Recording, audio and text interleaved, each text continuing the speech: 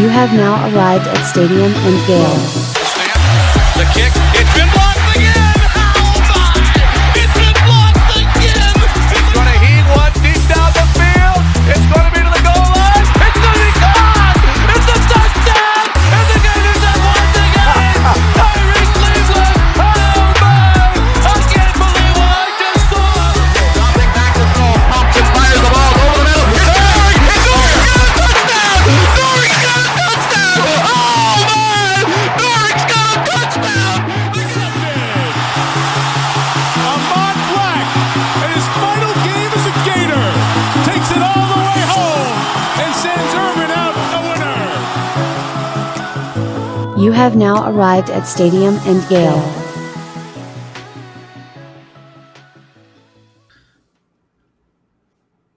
Boys and girls, ladies and gents, welcome to another episode of Stadium Miguel. It's your favorite Uncle Silk. It's Dan. And Delatory. Oh, man. Same corner, same time, fellas. How are you guys feeling this afternoon? I actually might be the better Dan in the Florida Gator fan base right now.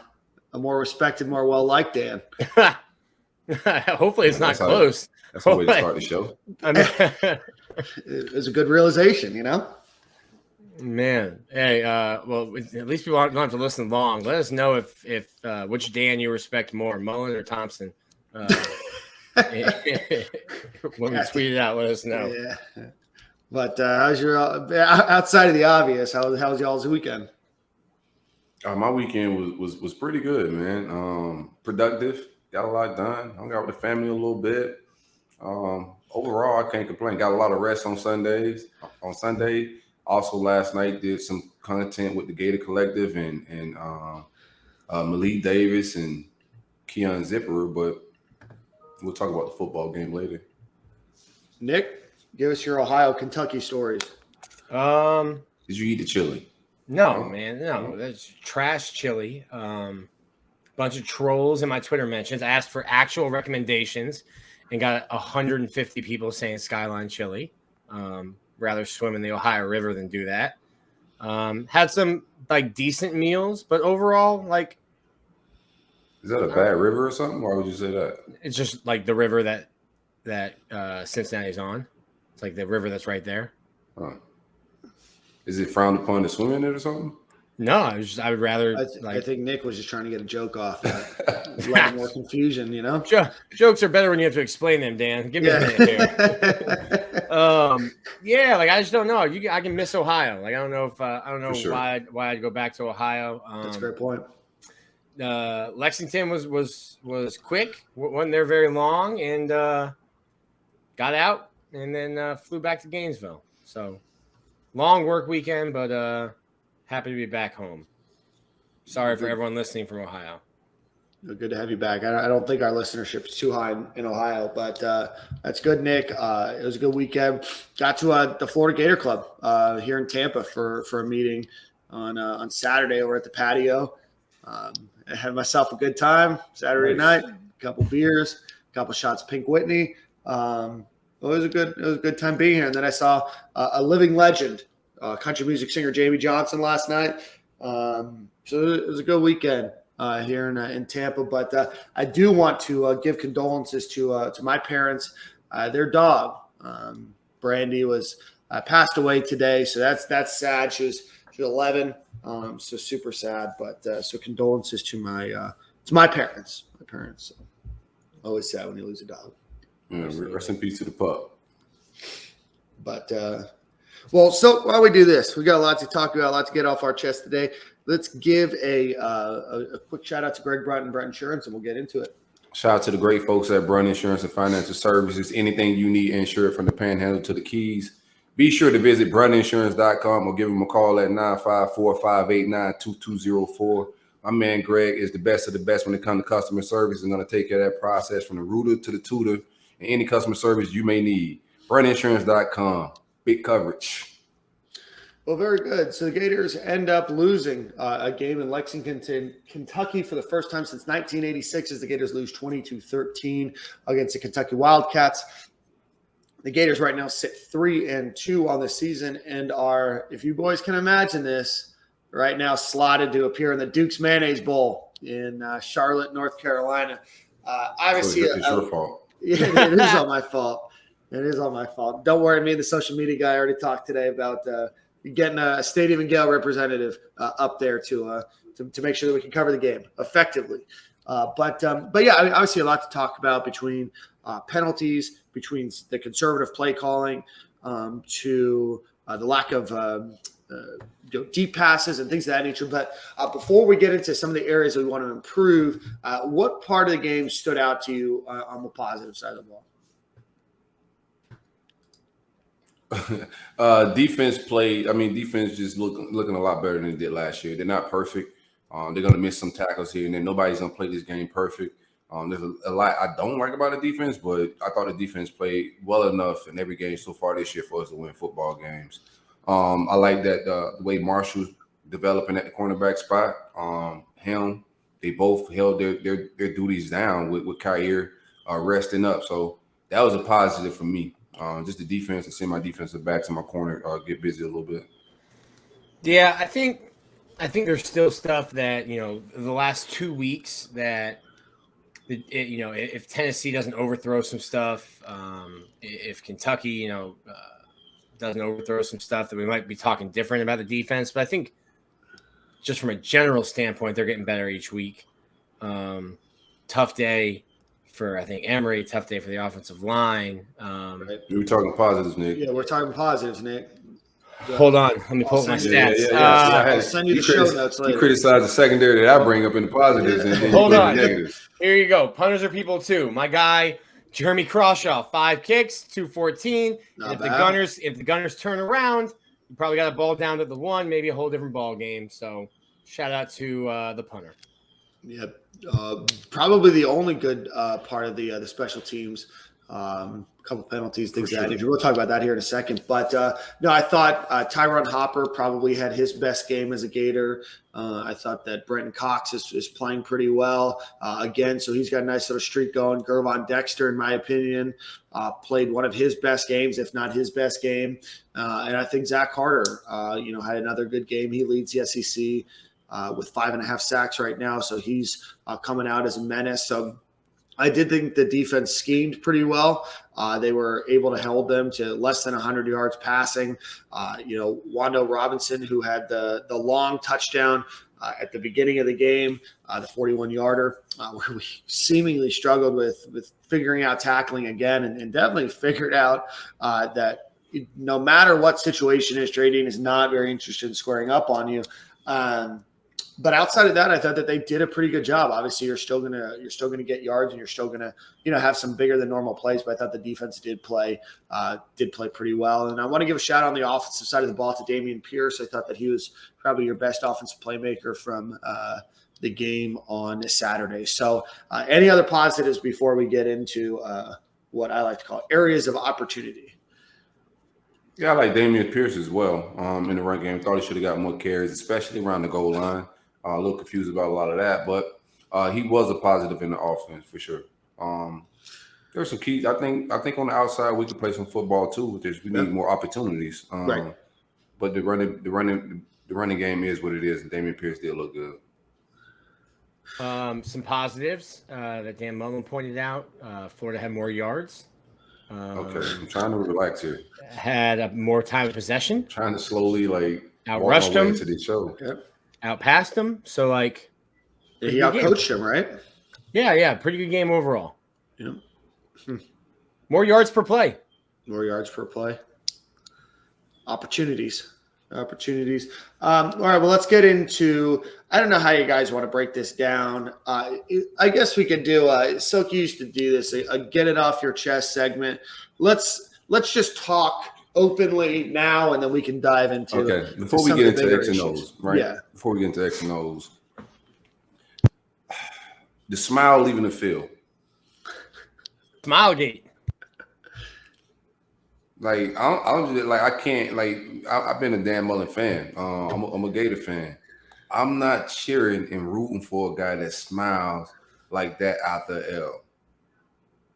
I'm sorry. I just can't. I'm just you got to tap out of fanatic mode and just step back a little bit and all right, now I'm just gonna criticize this and just watch from that standpoint because, bro, I don't know any competitor that smiles after losing. What champion does that ever?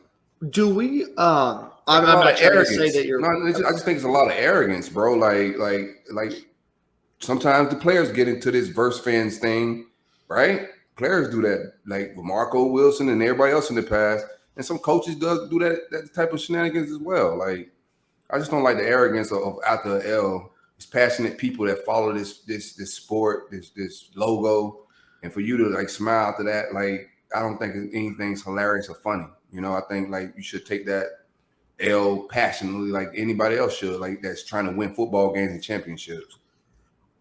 Mm-hmm. So I had to tap out of like the timeline after like, yo, like I gotta go be happy too, fam. Well, head coach is happy. I gotta clock out and go be happy then too. In his defense, I think like there's I was going through pictures. There's pictures of him like pissed off right before.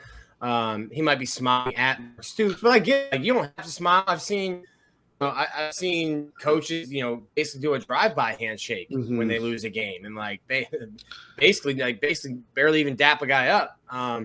Right. I want to say like Dan Mullen's got like 7.5 million reasons to not be happy about a loss, but I mean, if you get fired, you've got 12 million reasons to be happy to be fired. Great profession, fired football coach.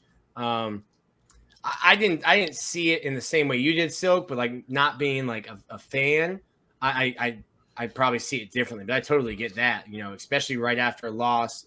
That you're supposed to win. We obviously watching you get out coached. We're wondering if you're checked out of this game or if you care about it because like the lack of like looks like preparation with snap count, a lot of stuff was just mind boggling for you to smile. Like we got a lot of questions and people like curious about a lot of stuff. Like the smile just threw me off. Especially how soon it was to the loss, right? It's not like the game was completely out of control. It's not like it was something you could mentally prepare for 30 minutes. Florida had the ball at the very end of the game, first and goal on the 5-yard line. I don't know contextually, like you said, Nick. So I do see both sides. I understand why people are frustrated and why they see the picture, they get angry. I also think that there is sometimes more to that picture, and you don't know if that's in the middle of him saying hi to whoever it might be. I like to think that these guys are people and not robots as well, but I can definitely see where Silk's coming from because I think the general frustration that I have is not that he smiled like one time.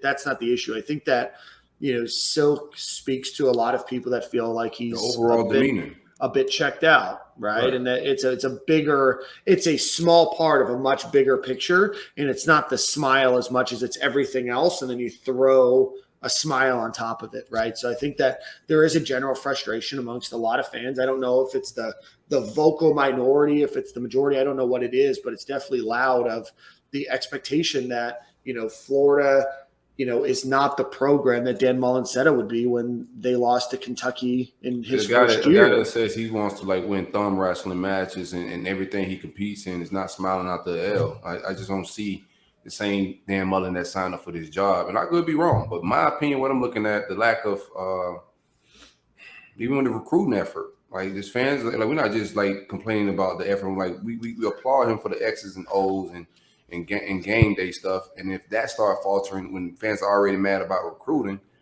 like just running out of positives after a little while, right?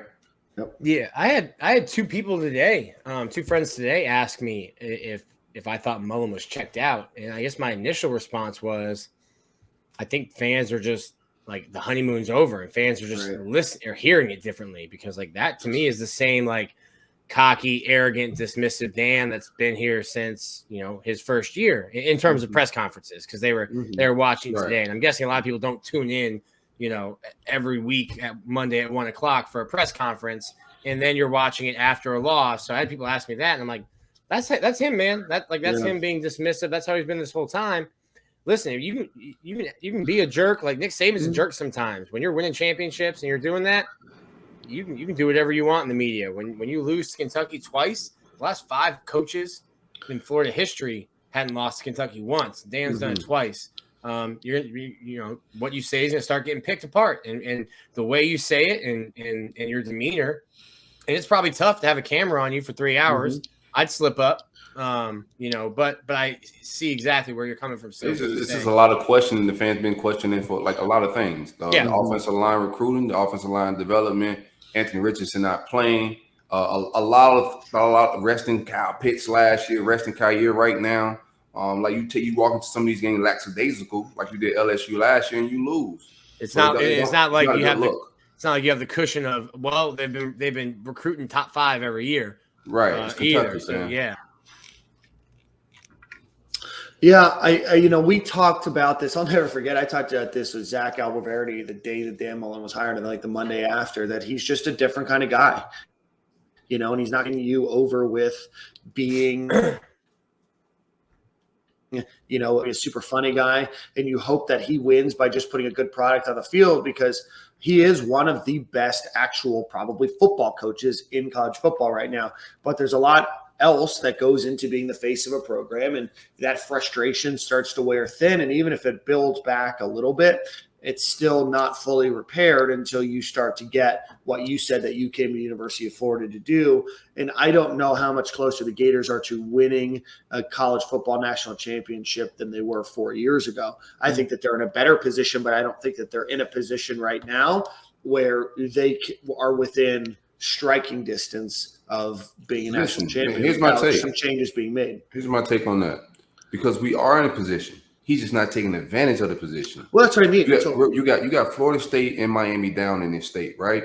You get opportunities like this after like Tennessee, a lot of top 10 teams losing in a week like this. You get to go up just to bolster yourself a little bit in the state. Son. Recruiting's picking up a little bit after the Bama game. Kids enjoy being in the swamp. It's an opportunity there. We have these opportunities to take over the state while these other schools are down. We just don't do it.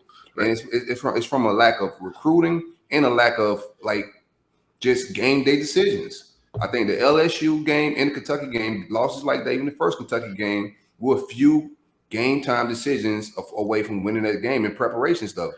In none of those games we were out talented or the lesser teams. We were better teams in both of those situations. You got to win your layups. Yep. Especially when other programs are down. So I think we're in position to strike talent wise and coaching wise, but some stubbornness that's keeping that from happening. I think you're even being nice there, saying you've got to win your layups. Like those are games. And listen, Kentucky's not, the team that Steve Spurrier was playing, most of the time. They're a good football team. But still, I think in the manner the manner in which you lost, and then the smile, the dismissive comments after the game, I think that. But then how much of it is also just what's Florida in their last 8, 3-5? Yeah. Last 1-5 in their last 6 games against Power 5 competition. And granted, 2 of those are Alabama, which is the national champion, on the way to being the national champion, and the eventual national champion. But a bad loss to LSU, a disturbing loss to Oklahoma, where Dan Thumb Wrestler Mullen said this wasn't even the 2021 team, or it wasn't even the 2020 team. That team played their last game, in Atlanta. I think obviously the fan base is going to be mad if you lose to Kentucky. Hadn't lost in Lexington since 1986, but I think it's also accumulation of everything that's happened since that LSU loss. Just not a good Kentucky to this point last night. Yeah, Kentucky was not good. This just wasn't a good team Saturday night, fam. I think that Kentucky, like Silka's saying, that Kentucky is a better program than they were certainly in the 90s, right? But Florida is in a much better. Not only are a more talented team. I think that they held Kentucky to probably one of the worst games that Kentucky's going to have this entire season. Yes. And Florida beat themselves with definitely a lack of preparation, right? You have 8 false start penalties, right? On the same snap count that you've had since at least the Alabama game, because that's when I really noticed their snap count change. I'm not sure if they had it before. So they had at least 8 false starts. They had multiple unsportsmanlike penalties. DeJuan Black, I think, gets hit for both of them, right? One of them is when you flip the field. You had a couple of holding penalties. I mean, you had your most penalty yards in a game And how do you let Kroger Field do that to you, right? Like that, so the press box substandard supermarket is, and you have Death Valley looming, right? In 12 days. Yeah, well, that'll be a nooner. Yeah, but he might care about that one. You know, he may actually prepare and have like a silent count and all that type of stuff prepared for a loud stadium. I mean, we said on this show that stadium was going to be loud, so I don't know how you can just walk into a SEC stadium not prepared to adjust the snap count. And it was by their seniors too. Gosh, man, like it's the guys that have been playing on this offensive line and should know this stuff by now. Let's see. Forget the offensive line. After you get 4 all false starts, how do we adjust something? I'm the quarterback. I'm saying, how do I adjust something here? Right. Like somebody's got to like want to fix that problem. Grab your offensive line by the face, man, and say, "Yo, get your shit together." Right. Some way this got to get fixed. We can't just go casually through a game with eight false starts and everybody just okay and smiling and leaving the stadium. Like right, and nothing changed. You know, something I noticed. 3 of the 8 were in the first half, so no halftime adjustment made. And the second and third came on back-to-back plays, which turned a 3rd and 1 to a 3rd and 11. It's not all the offensive line. Malik Davis had 2. Right. So a redshirt senior running back. And I know 56 had at least 1 or 2. Lance had 1. Reese had 2. Reese had 1. Ethan White had 2. Richard Garage had 1. And so Kingsley had 1. You have 4 of your 8 by seniors. Yeah. No. Yeah. 1. Garage. We call him a top 10 coach or top 5 coach. Where we want to rank him at this week. But those type of coaches don't lose games like this. They supposed to win. Guys that are in that category aren't losing this game. Yeah. Like, I mean, I hate comparing him to Nick Saban because he's not. But like Nick Saban, how many have they won? They've won like 32 straight over the East. Yeah. That's what you're talking about. That's a championship coach. They haven't been underdogs in any of those games, so they win the games they're supposed to. Well, and they usually look good doing it, right? I mean, Nick Saban's usually pissed off when his team wins by 14 instead of by 27, right? So obviously huge penalty issues. We just talked about a couple of special team issues. The DeJuan Black, I think he got both penalties right on special teams. Those are things that you can't do. You can't give up, especially when you're obviously not clicking on the offensive side of the ball. You can't give up free yards that way. And we have David Wunderlich coming on in a few minutes from Gator Country. He wrote a great article about Dan Mullen's margin for error. But when you don't recruit as well as you potentially can in Florida, and you are missing a lot of pieces of what an elite team should have, you're going to win some games where you're going to out-scheme them and you're going to just win the game by naturally being better. But there's also a chance that if everything's not clicking, that you're not going to be able to really hit the way that you want to. So, let's just real quick. And also, like we keep talking about his recruiting, he don't recruit that well. And then some of our best offensive recruits that we got from either Clemson or the most explosive players on the team are sitting on the bench. Or not getting the another ball thing. So not only don't recruit that well, the explosive kids that we do got that we call game changers in the recruiting department, that they're all sitting on the bench. Yeah, just getting valuable experience. Right. Yeah, you can't. There's only one way to learn is watching. Yeah. Maybe they're visual learners. What are you? Right. Their teacher? That's right. Man, it's egregious, man. Me like. I could go all day. That 2-minute warning with 3 timeouts, I clocked out of my mind. I was like, the football god's not going to allow us to win this game. And I need some time on that. My wife and I said, the football god's not going to allow us to win this game because you can't play like that on the road. You're on the road in a loud, hostile environment. Your offense is struggling. They're getting the back ball back at half. If you got a quarterback you don't trust with 2 minutes on the clock in the SEC with 3 timeouts, you need to go back to your quarterback room and figure some shit out. Right, and his excuse didn't make sense, right? Quarterback that you handpicked, that you've been coaching for 4 years. And you can't get a 2 minute. You can't get a 2 minute clock and 3 timeouts and go get points with that, or even attempt to. Mm-hmm. It's insane to me. Yeah, and I listened to Nick. I saw the quote that you had. I had some free time. Come on, so stop. Rub those ears. Trying to chill, man. It's like Bad Boy 3. So Dan Mullen said something to the effect of, we had an opportunity where we wanted to go deep or we wanted to try to score, and we kept checking down. And I didn't see those plays come to fruition. I didn't see not only the option for the explosive play that he's talking about, there was no real sense of urgency to try to make the ball, snapped fit, faster, be able to get those plays off. So even if we call the first down, I'm like, okay, we're about to go.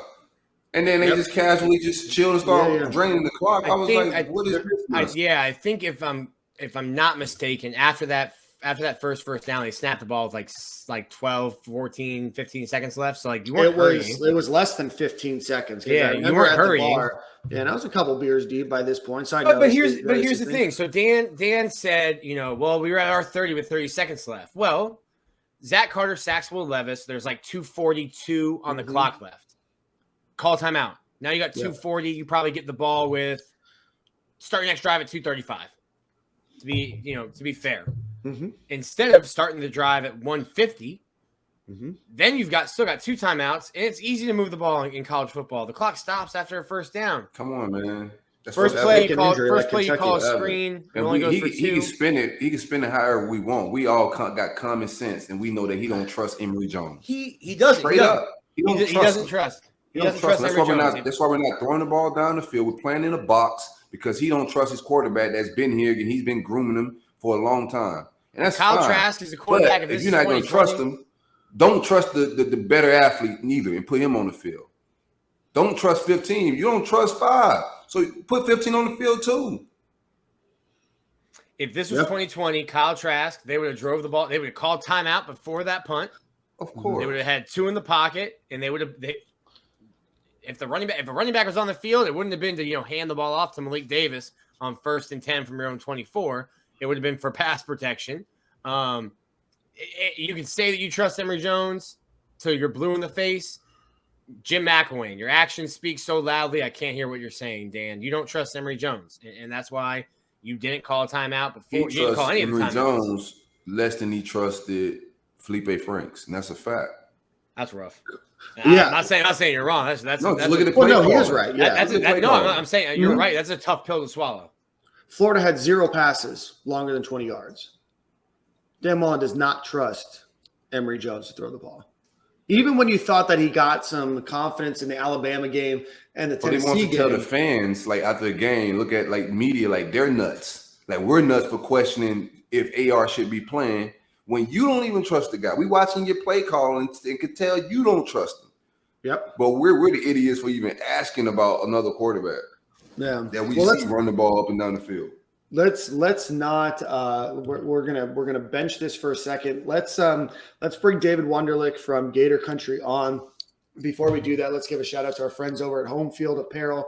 If you are looking for the softest, most vintage and cool looking Gator apparel that you can think of and t-shirts, go visit homefieldapparel.com. Use promo code Stadium and Gale at checkout, get 15% off. They will be adding some more things, but it's a great silk. It's almost holiday season. Yeah, so Christmas is right around the corner. It's all year. So if you are looking for a holiday gift for a loved one or a friend, visit homefieldapparel.com. Use promo code Stadium and Gale and get 15% off. David Wunderlich from Gator Country, it is a pleasure to have you on, my friend. How are you doing? Doing great. How you all doing, gentlemen? Good. My former colleague, David, making me smarter at football. I try. I'm okay under the circumstances, David. Yeah, well, considering. Yeah, Silk came in saying, I'm going to relax. This is going to be a nice therapy session. And he was screaming 20 minutes, 20 seconds. And in your opinion, David, therapy? David, as you were listening in, did Silk sound like he was calm and ready to just carry on a normal cover? I call him like a serial killer, maybe? No. All right, David. So we're really excited to have you on. I know that we've been going back and forth about trying to find a time to have you onto the show. And you had a great article that you put out for Gator Country, and we'll tweet that link out a little bit later. But about Dan Mullen's margin of error, and we touched briefly on it, but I don't want to steal your thunder and your point. So go into a little bit about what you wrote about your thoughts on Dan Mullen, about the Kentucky game, and ultimately Dan Mullen's tenure at Florida. Sure. So I realized over the weekend that I cracked the code. Every single complaint everyone has about Dan Mullen all comes down to he doesn't build enough margin for error for himself. And that's it. Good night, gentlemen. It's been great. Yeah. No, Thanks for joining. Yeah, no, I mean, you think about when he goes up against modestly weaker teams. Not talking about your FAUs or your Vandys, but pull a name out of the hat, say Kentucky or LSU last year. He goes with these bland, quote unquote, safe game plans that take some of the margin of error that exists from the quality gap between the teams, and he gives some of that away in order to try to prevent bad things from happening. But college football is a game played by 18 to 22-year-old males in the heat of aggression, making snap decisions with a funny shaped ball that bounces weird ways. Like, chaos is a part of the game, and it always will be. And sometimes field goal is going to get blocked and returned for a touchdown, even though that happens like twice every season. And sometimes in the heat of a moment, a guy's going to pick up and throw a shoe. I mean, who among us, right? So you cannot game plan away those random occurrences. And sometimes they work in your favor. Sometimes it's Tennessee a couple weeks ago, and they just, even though guys are running free in the secondary, the quarterback can't hit him. Well, we know he can hit him sometimes because, oh my goodness, did you see what Tennessee did to Missouri? But, the luck goes both ways, and sometimes it's going to go against you, and you got to build that margin for error. And Steve Spurrier would build margin for error by having aggressive game plans and never backing down to do the quote unquote safe thing. And Urban Meyer would extend his margin for error by focusing in on special teams and stealing possessions and points with blocks and returns and stuff. And Dan Mullen, other than, sometimes a returner on accident takes one to the house, or maybe he fakes a punt once a year, but he doesn't really use special teams in the same way his old boss used to. I mean, he was in the building, he saw it, but he just doesn't do it. And he throws away some of his margin for error when he doesn't play his best players. Franks and Trask is the biggest example of that. And I don't want to go deeper on that because I don't want to sound like I'm slamming guys who gave their all but just weren't SEC material. But I think we all know who some of those names are. And then when he keeps guys on his staff who aren't very good recruiters, not only does that mean that you're just seeding the talent gap to Alabama and to Georgia, and if you ever accidentally make the playoff to Ohio State, that also means the guys who are good recruiters, you can't lose them. I mean, they lost Brian Johnson to the NFL last winter, and then Michigan came running for Christian Robinson. Now, Christian Robinson, he seems like a great guy, but I haven't been that impressed by the coaching of the inside linebackers and middle linebackers. I mean, the last linebacker who could defend a pass signed for and played for Will Muschamp. So from an on-field perspective, I'm okay if Christian Robinson, goes getting raised at Michigan, but they can't lose their two best recruiters in the same offseason. So they got to scramble the Jets and make sure he stays on. Yeah. So it affects your ability to create a whole staff. And, Nick Saban, Nick was talking about him earlier. He doesn't view staff hires as a trade-off between development and recruiting. He gets guys who can do both. And not everybody can be Nick Saban and have guys just falling all over themselves to join a staff. Sometimes you have guys who are strong in one area but not the other.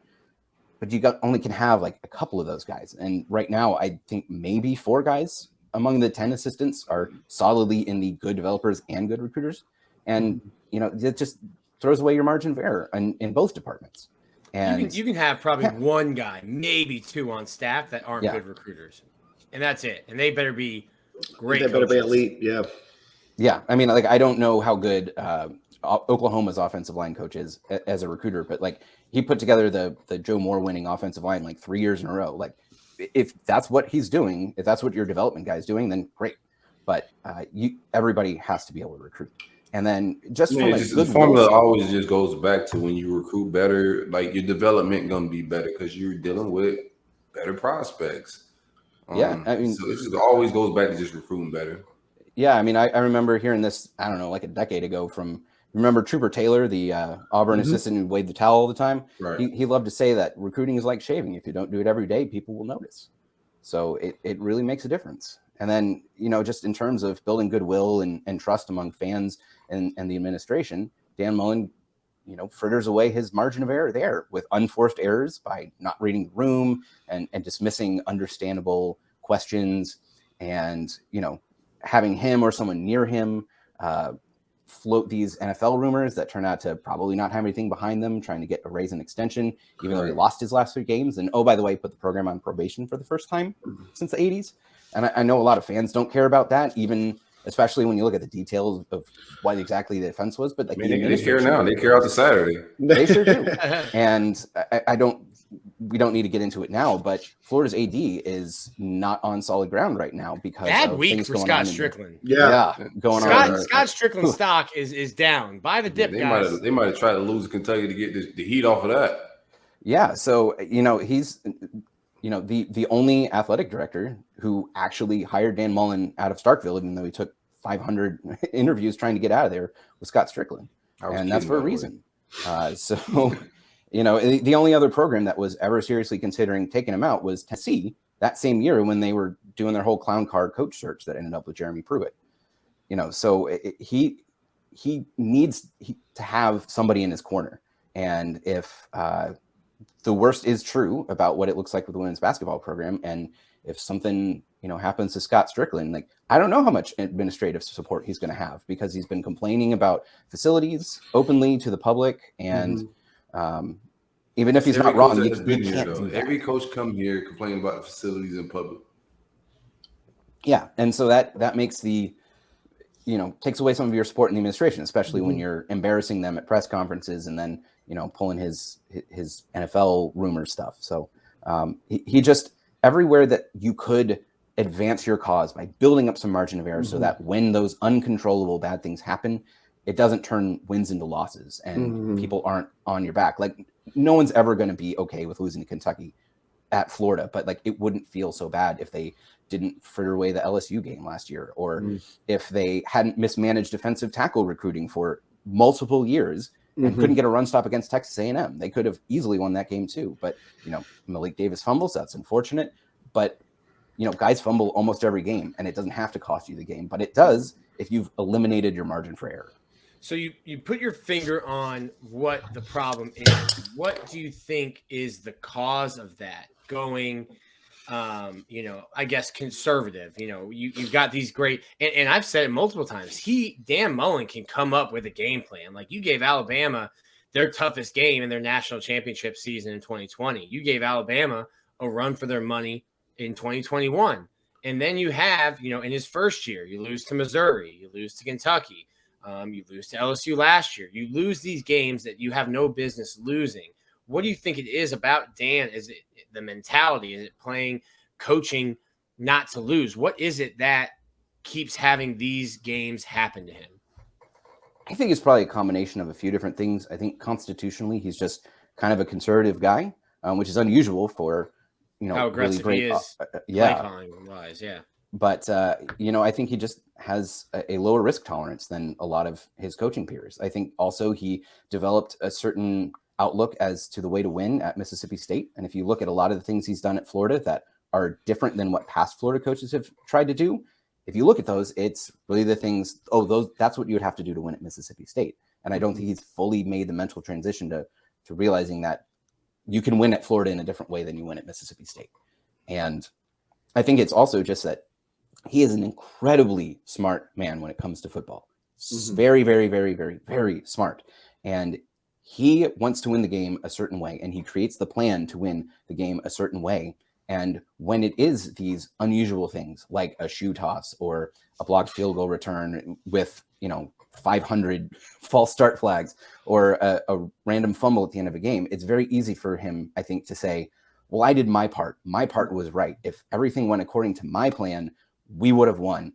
And it's very easy to dismiss those losses mentally, thinking like, yeah, but really I had it. And that, again, it goes back to the margin of error. And that's just not football smart. You cannot control You can't everything. call that football smart either. Like, you got to know as a football coach that some things are may go wrong, and I may have to alter this plan and adjust at the halftime, at some point in the game, or in my game plan. Like, things happen. So, I know he's a smart X and O guy, but he ain't that smart if he can't. Maybe he's a great game. I think, David, you have narrowed it in into what I think Dan Mullen is, and I think that he's a fantastic game planner, that if everything goes the way that it should go, Florida is going to probably end up on the winning side of that match substantially more often than not. But if it doesn't, I heard this from my first boss, and I forgot, who said it originally, but a good plan only survives till contact with the enemy. And that's when if it's the right plan or not. And if it doesn't go exactly to the way that game plan is going, then Dan Mullen maybe isn't the world's best at making modifications during the game, or, and maybe that's why he comes out of it, as maybe condescending or not as like approachable, because it is, well, we had more yards, we had more time of possession. If all of these things are true, we should have won the game, and we didn't, and it's not my fault, right? And Mike Tyson said everybody got a plan until they get punched in his face, and that's the champ. So the champ is telling you got to have a plan when somebody punch you in the face because things change, then that's probably the facts of life. Everyone's got a plan until someone punches them in the face. Well, you did that way too good. Nick's done that before. I don't know Dan Mullen, but based on everything I've seen, I would put money on the fact that the thing Dan Mullen trusts in the world the most is Dan Mullen. Yeah. And that he thinks he knows the exact best way to win. And I believe you. He's probably not going to change too much because he probably thinks he hasn't figured out. And he does evolve. The passing attack he created for Kyle Trask is more sophisticated than anything he'd ever done in the past. So he does evolve. He picks up RPOs earlier than a lot of people do. And, a lot of these various things, he grows and evolves, but, he wants his guys, and those guys are going to be his guys. And he's going to, trust in his game plans. And he's going to say, I'm going to build players my way. I'm going to get my kinds of players, build them my way, even if the recruiting services give them a mid 3-star rating. And I'm going to wait on them because when they're finished products, they're going to be great. Well, that creates resiliency problems in the pipeline. So then you got 2019 or 2020 where the offensive line play isn't that great because you're waiting on the pipeline to come to fruition. And because you didn't sign that many blue chippers, you don't have guys who can come in right away and play. So, you're, again, throwing away margin of error, waiting on John Hevesy to get guys in the shape 3 years down the line. Mississippi State shenanigans. We shouldn't, the logo a little different over here. We can't be petty hustling like that. Yeah. That sounds nuts.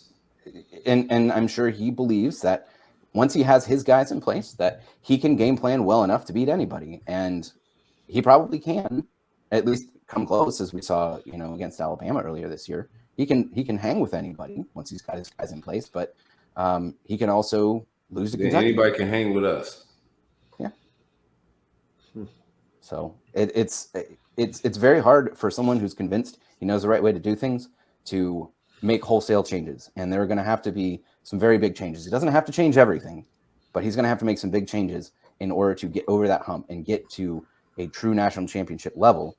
And I don't know if he's going to be willing to look himself in the mirror and say, some of these things I've been doing for 13 years, I need to change. Have we seen as good as a program that Dan Mullen can make at Florida? 10 wins, 11 wins, maybe get to Atlanta, New Year's 6 bowls, but you're not going to win a national championship. I got hammered last year for tweeting before the Georgia game and then after, if Dan Mullen loses this game to Georgia, his third, he is the Gators' Mark Richt.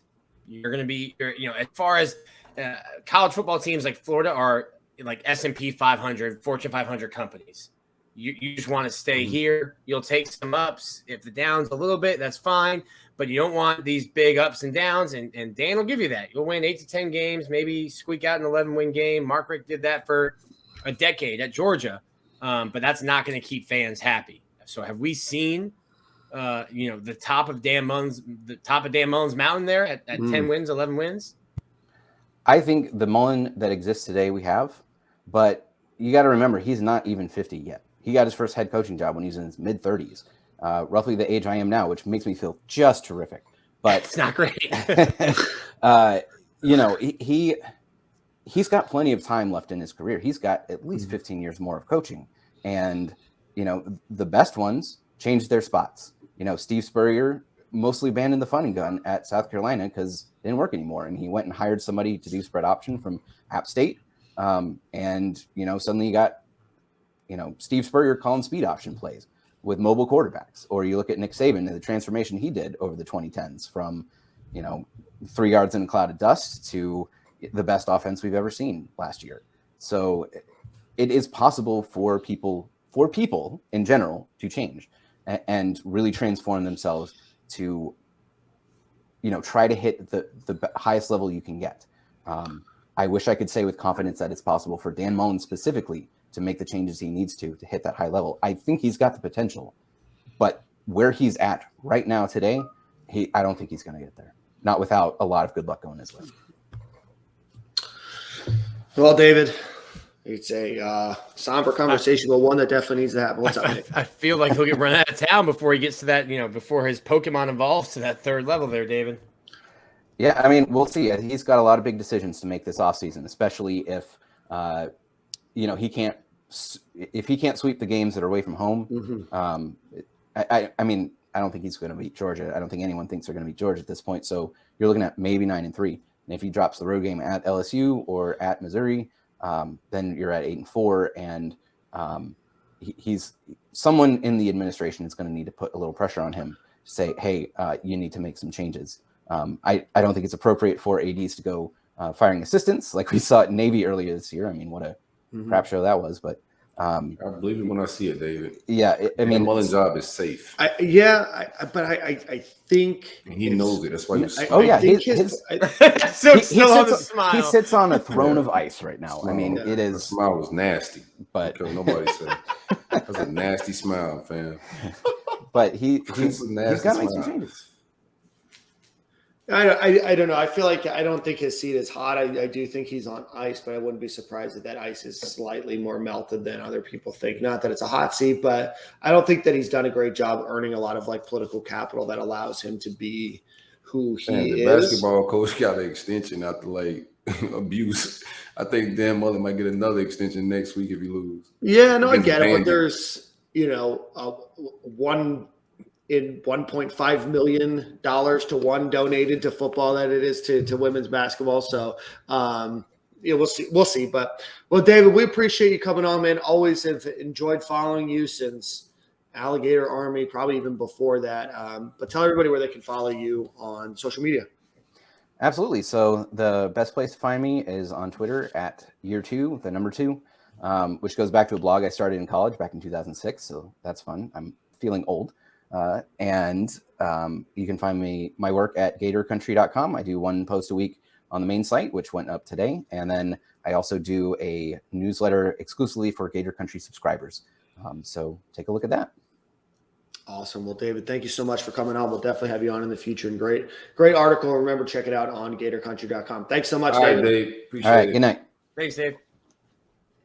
All right. Well, before we go back to the Florida game, we do have a guest from Rivals that covers Vanderbilt, Chris Lee, that's going to join us. But before we do that, let's give a shout out to our friends over at Game Time Sidekicks. So if you're looking for officially licensed stainless steel drinkware, go visit GameTimeSidekicks.com. Use promo code STADIUM. Get 10% off your order. Boys, we finally have the Stadium and Gale Cups coming our way. Very, very, very excited. Silk, they'll be coming in the next week or so, so make sure that you be on the lookout for those. Don't want them to end up in the same spot your home field t-shirts. I can't wait. I can't wait for Dan and I to be drinking out of our new Stadium and Gale tumblers, and Silk's like, yo, my package never came. Yeah. Bro, they took it to some place, man. And it's way out of my way a little bit, so I just never got by there. I don't think they got it anymore. We'll get you some stuff, but so again, this you can leave it at my door. It's a great neighborhood, bro. Yeah. I don't know why they took the shirts back, man. They leave cell phones and laptops on my front door, and then they take the t-shirt back to some pickup spot. Maybe the post office guy or the UPS driver saw your tweet from a few years ago about rolling up and wasn't sure, just, hey, I just don't want to mess with this guy. So I'm just going to leave it right in a safe spot. So anyway, give GameTimeSidekicks.com. Oh, they did take my salsa too. That's right. Why don't Spence sent me some salsa when they did that? Hey, Spence, send him some more salsa, bro. I promise you, we'll get through this ad read here. Game Time Sidekicks, promo code Stadium, 350 plus schools, PGA, all that kind of fun stuff. So Nick, why don't you introduce your friend Chris Lee? This is my guy, my baseball buddy, Vanderbilt guy, Chris Lee. He runs the Rival site, and I think I've probably tried to convince him to switch jobs with me so I can live in Nashville. But he's happy there. Chris, how are you? Hey, I think I switched beats with a lot of people right now. This one has been every beat has its issues, and you guys have got your own thing to cover. But the one I'm on right now transcends most that I think people deal with. Yeah. Well, first off, coming off a huge win of the $1 bowl there. So big last second win over UConn. I'm also looking at when's the Vanderbilt Missouri game? Is that this week?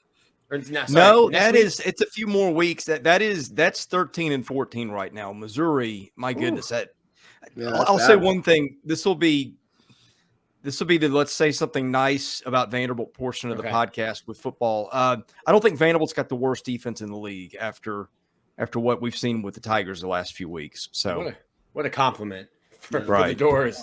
I'm looking forward to a Gators barn burner against Missouri second week in November. Good grief. Maybe it'll snow. That'll make Drinkwitz happy. Chris, it's an odd week for Florida fans. Coming off of the first loss in Lexington since 1986, it's a nooner. It's a Vanderbilt team that appears, at least from Gainesville, from our standpoint, to be bad for even Vanderbilt. Standpoint from even a Vanderbilt perspective. What can Vanderbilt do? What do they do well? And what is Florida kind of getting into Saturday? Well, they don't do a lot well, but they did have a little bit of a flash here on Saturday. Ken Seals had a good game. It's the first time he had a time to throw all year. He threw for, I think, 333, led them to the winning drive. They do have a kicker who can make game-winning field goals. He's done it twice now, but this is just a team that lacks talent. They don't have – it's probably the slowest SEC team I've seen in 15 or 20 years. I'm not exaggerating. You'll see it for yourself Saturday. They're not physical on the lines of scrimmage. Look, I don't think they've been super well coached this year. There's some things that I would take issues with schemes and lack of creativity. But, I mean, I said before the season, the over-under on wins for them was 3 to 3.5. I thought that was dead on. And if they got ETSU – which they should have gotten, they'd be there already. But I don't think I would have picked them to win another game the rest of the year. I don't think I will unless Missouri totally melts down. It is a team that right now, if you look across most computer rankings and power rankings, they are one of the bottom 10 teams in the FCS by most people. They're either they or Kansas are the worst team in the Power 5. It's just a time where Clark Lee did not have much that he inherited, and it's going to be – I mean, look, anytime you have a job change at Vanderbilt, the word rebuild is understood unless James Franklin was involved handing it over. But I think this is worse than most.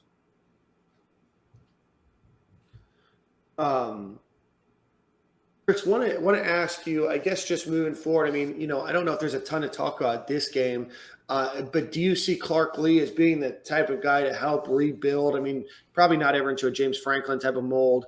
But do you ever see them being able to rebuild? Is he the right guy or? Hard to say. I mean, honest to God, when I watch practices, they seem to be more organized and more disciplined than the ones that Mason had, which isn't a high bar to clear. But I think they got into games and, first of all, he made two huge mistakes. He named David Rye his offensive coordinator. Rye's never been a coordinator or a play caller. He got rid of him in fall camp after week 1, which is a bad sign when you're going into your first year as a rookie coach and you're already firing your coordinator. So there's that. I don't know. Usually when you see a team that was as bad as they were a year ago, just a coaching change alone is enough to get you a little bit of juice. It really hasn't worked so far. I mean, they're as bad or worse than they were a year ago. Now, I haven't said that. They have won 2 games, which is 2 more than they won a year ago. And you give them that, okay? They hung in long enough to win those games, but they were Colorado State and they were UConn, which is frankly UConn. And I think this really says it. Taking nothing away from them for winning the game, but I watched them play UConn last week, which is probably, by most people's opinion, either they or UMass is the worst team in the FCS. That'll get settled in a couple of weeks when those teams play, I guess. But I thought UConn was stronger at the point of attack and a little faster in space. And, so having said all that, yeah, I see some things with coaching that you'd like to see different, but I look at the hand he was dealt and I'm like, well, really, what was he going to do with that? I mean, when you're slower and weaker than UConn, that's a little bit of an indictment. What about long term? Because I mean, you're mentioning the coaches at Vanderbilt, and obviously, James Franklin kind of caught lightning in a bottle, and with Clark Leah, if he can start to recruit and get some guys there, he played at Vanderbilt back in the days when the fullback position was still a thing. Is he a guy that could stay there long term, or do you have a couple good seasons, beat Tennessee, and somebody comes calling and you're out of there? I think he's long term. I mean, he's an alum, as you mentioned. His dad lives in town. His parents do. His dad is a medical doctor with a degree from Vanderbilt. He's highly regarded in Notre Dame. When they lost him, that's not a guy they wanted to lose. I think they were looking at him as maybe a replacement for Kelly down the line.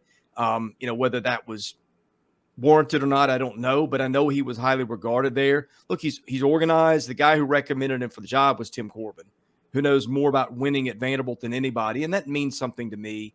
But you saw when they got behind ETSU early, there was a little bit of the deer in the headlights look. And frankly, I don't think he expected them to come out and lose that game. I think they probably went in thinking, let's take care of business. As bad as it has gotten at Vanderbilt, they have never lost a game to an FCS team until the opener. So I see some things that I like. I'm surprised it hasn't translated more into this year. He's a planner. He doesn't leave a lot to chance. That's good. He hired Barton Simmons, who we know from the industry is a respected guy in terms of evaluating talent. So I think there's some things there that give him a chance. But the start in terms of just penalties, lack of imagination, things like that, hasn't built a lot of confidence in the short term either.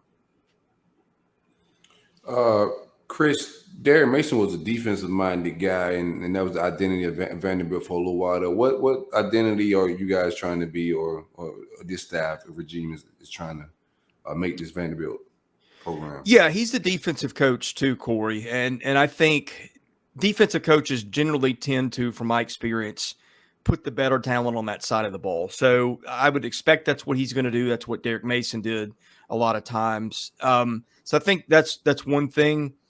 They want to run sort of a pro style offense in some ways, and sometimes they'll say it's multiple. You see a lot of 3 receiver sets. I think they'd like to run the ball more than they do. I think they'd like to be a little bit more old school, but they lost their best running back a couple of weeks ago. He's done for the season. Their backups are smallish and not jet fast and quick. So that's a little bit of an issue too. I think what he'd like to do and what he can do are 2 different things. And again, I think you look back to the talent, you look at them, they're not SEC athletes across the field. And I just think that really hampers a lot of what you can do. What's your or you think Vanderbilt's game plan? Then sometimes we do play down to talent. What would be Vandy's strategy in trying to make this a football game? Well, if this is a game that's closer than we think, it's got to be turnovers. I think you'd say that about any underdog. I think they need to come out with a plus crooked number, which they've not been good at doing. They've got to stay away from penalties, which I know Florida didn't do a good job of last week. So that's 2 things. I think you got to get stops at the right time, be good on third downs, those sorts of things, be a little better in special teams than they've been. Look, that's a tall order. Florida's always got speed. I don't think that they've really got an answer for that. But I think if we look back at this in a week and say it was closer than we thought, I think it would have been those little things that just involve discipline and execution. Yeah, I think, the things you mentioned. Also, is there a hangover from Kentucky? It's a noon game. Listen, I know Florida's had some great crowds. I am not anticipating a great crowd Saturday at noon for Vanderbilt. So maybe a lethargic Florida team comes out and Vanderbilt can, muster up some belief by keeping it close. But I think what you've really mentioned about, you've been covering Vanderbilt for a long time, that this is the slowest team you've seen. Florida's got speed at the skill position spots. And it might just be a situation where Florida just has too much talent. It doesn't even matter, what they do or how lethargic they show up.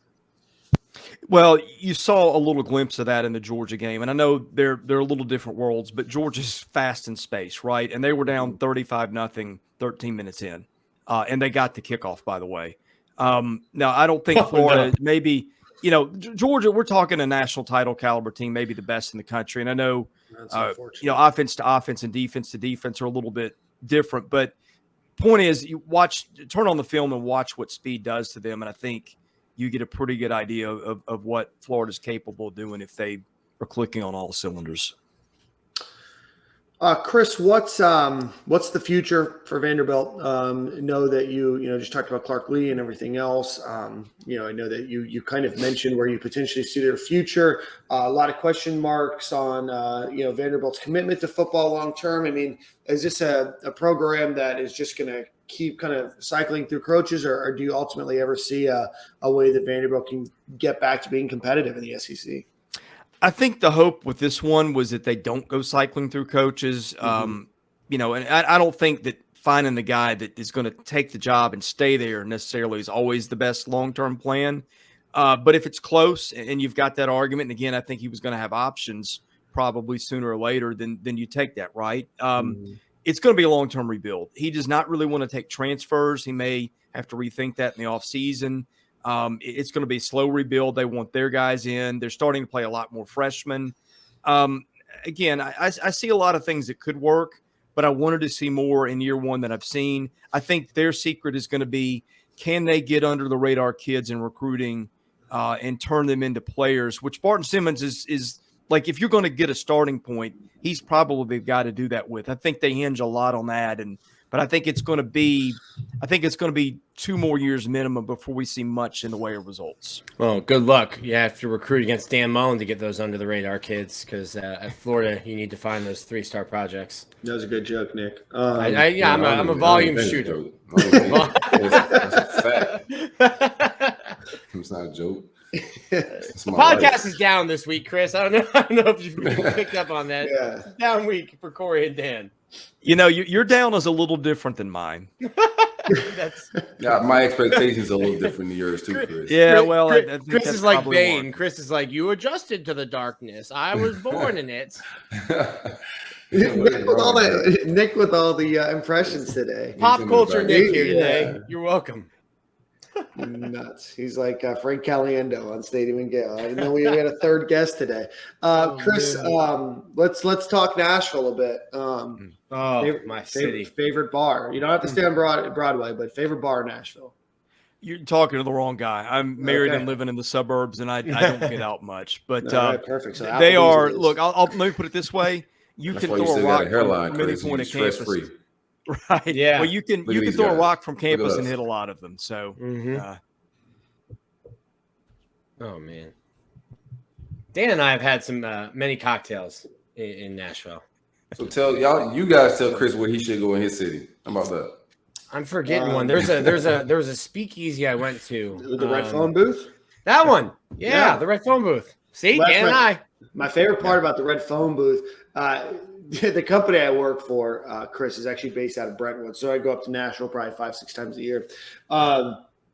But the Red Phone Booth is always funny because you can take an Uber there, and the Uber drivers, unless they've been there before, have no idea what it is because it's like a warehouse that has like some random like phone booth that's painted red that you would think is otherwise just a very inconspicuous place that you have to like dial a special phone number, and then there's this entire probably – I don't know, 4,000 or 5,000 square foot bar behind it. But every time an Uber driver takes you there, he's like, this is where you want to go? Like it's some drug deal that's about to go bad. But Well, our thing is hot chicken here. yeah.